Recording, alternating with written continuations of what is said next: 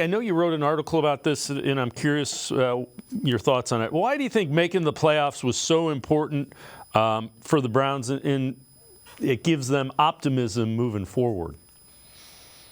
I think it sets the bar, despite all the injuries and everything, that they have a good team, a good roster, and they weren't content just to get in the playoffs. They were very disappointed the way they played, the way it finished. But I think now you had, like I said earlier, you finished the year without 10 to 12 to 15 key contributors, and yet you got to, 11 and 6 and the playoffs with that roster. You have to have some infusion, of talent.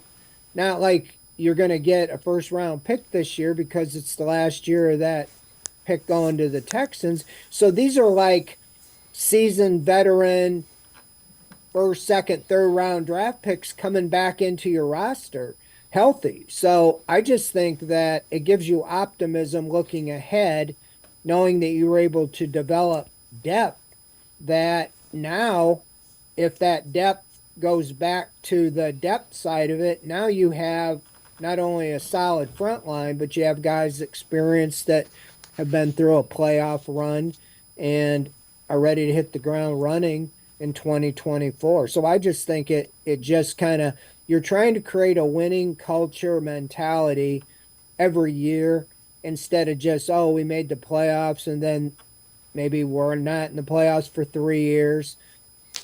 You keep this going. To do that in the AFC North, I think, was a big step with all four teams with a winning record. And I don't think anybody would think without Joe Burrow, now him coming back, the Bengals wouldn't be in the mix again. So the gauntlet in this AFC North is just big.